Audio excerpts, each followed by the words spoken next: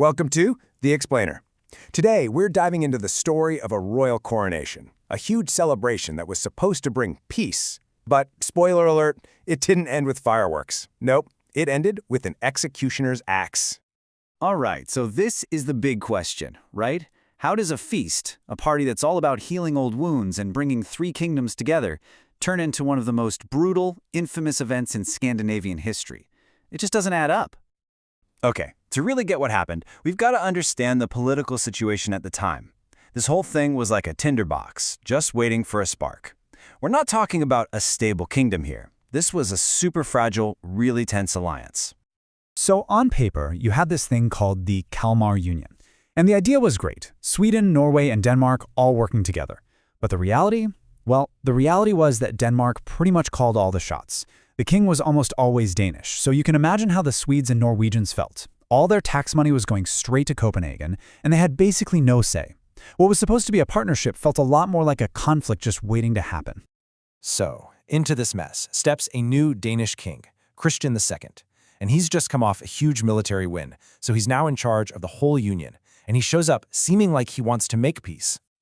I mean, he said all the right things. He promised to forgive his old enemies, grant them full amnesty. He swore he'd respect their laws and rule as a partner, not some conqueror. It really looked like he was extending the perfect olive branch.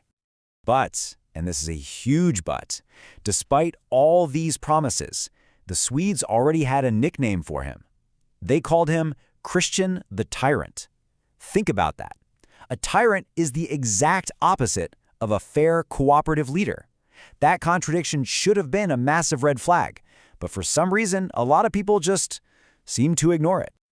So, to make this new era of unity official, or so he said, King Christian decides to throw a massive 3-day party at Stockholm Castle for his coronation. And he invites everyone who's anyone in Sweden. Bishops, nobles, powerful merchants. But here's the crazy part. The guest list included the very same people who had just been at war with him. The message seemed crystal clear. Hey, let's just put all that behind us. Okay, let's recap. You've got a king everyone calls the tyrant. He just promised to forgive all his enemies, and now he's invited them all to a party. So, what do you think is going to happen next?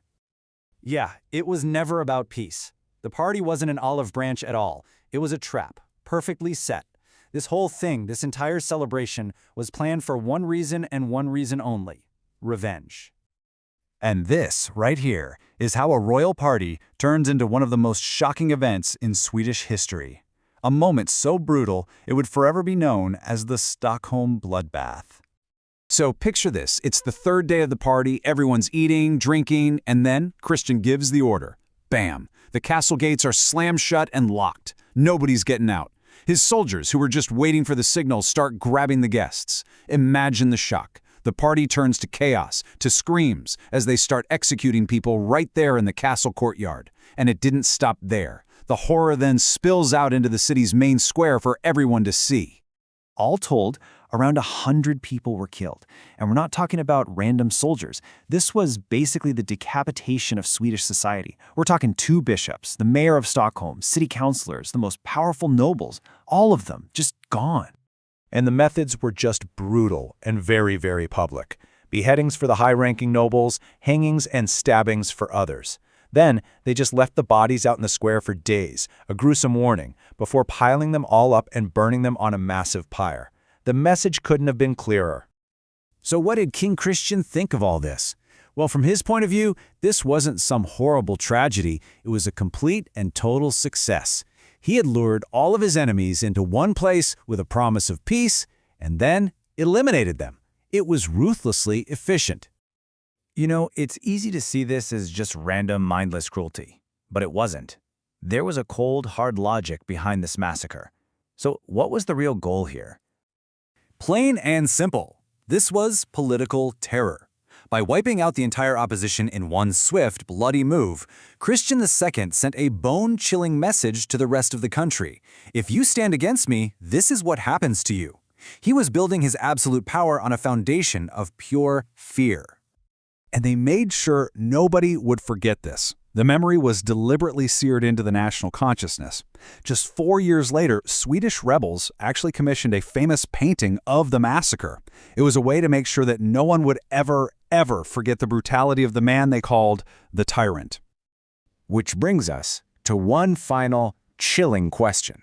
Okay, you've just eliminated all your enemies. You've seized absolute power through an act of incredible brutality. So, what on earth do you do next?